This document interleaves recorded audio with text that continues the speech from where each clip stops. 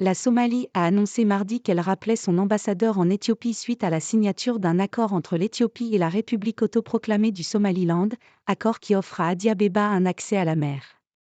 La Somalie a assuré qu'elle défendra son territoire par tous les moyens légaux et a rappelé son ambassadeur en Éthiopie mardi 2 janvier, au lendemain de l'annonce d'un accord entre le Somaliland et l'Éthiopie permettant à celle-ci d'avoir un accès à la mer grâce à un port situé sur le territoire de cette région séparatiste de Somalie.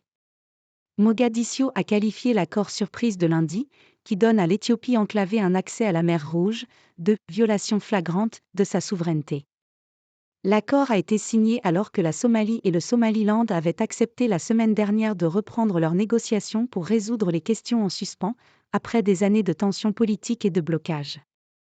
Le Somaliland fait partie de la Somalie en vertu de la constitution somalienne, de sorte que la Somalie considère cette mesure comme une violation flagrante de sa souveraineté et de son unité, a affirmé le gouvernement somalien dans un communiqué.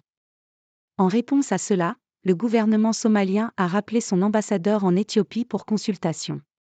Je tiens à vous assurer que nous sommes déterminés à défendre le pays, nous ne permettrons pas qu'un pouce de terre, de mer et de ciel soit violé, a également affirmé le Premier ministre somalien, Hamza Abdi Barre. La Somalie a également appelé l'ONU, l'Union africaine, la Ligue arabe et le Groupement régional d'Afrique de l'Est, l'IGAD, entre autres, à défendre le droit de la Somalie de défendre sa souveraineté et de forcer l'Éthiopie à adhérer aux lois internationales.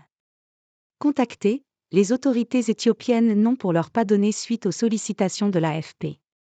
Accès de l'Éthiopie à la mer. L'accord entre l'Éthiopie et la République autoproclamée du Somaliland né de la sécession d'avec Mogadiscio en 1991 et qui n'est pas reconnu par la communauté internationale, ouvrira la voie à la réalisation de l'aspiration de l'Éthiopie à sécuriser son accès à la mer et à diversifier son accès aux ports maritimes, a affirmé lundi un communiqué des services du Premier ministre éthiopien, Abiy Ahmed, sur X. Il permet à l'Éthiopie d'acquérir une part non précisée du port de Berbera, au bord de la mer Rouge.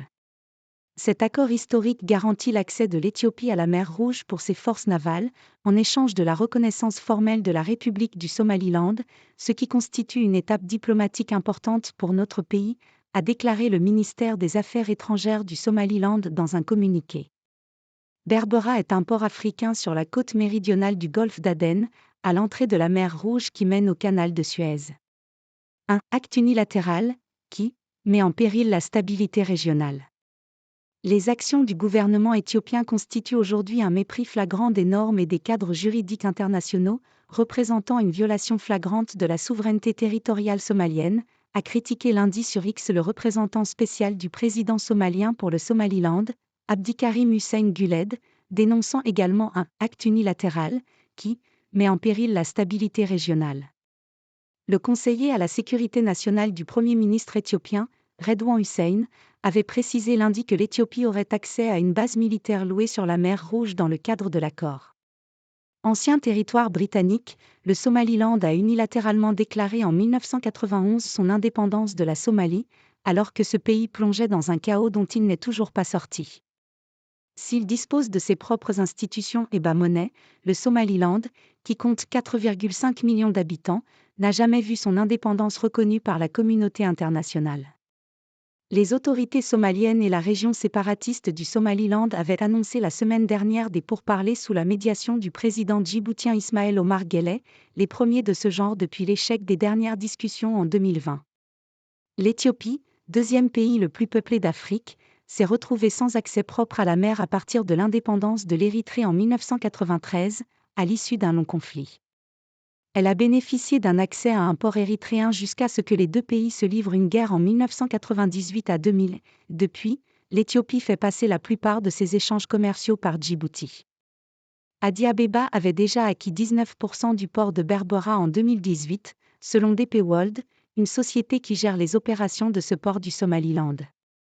Elle en détient 51%, et le Somaliland possède les 30% restants. Avec AFP.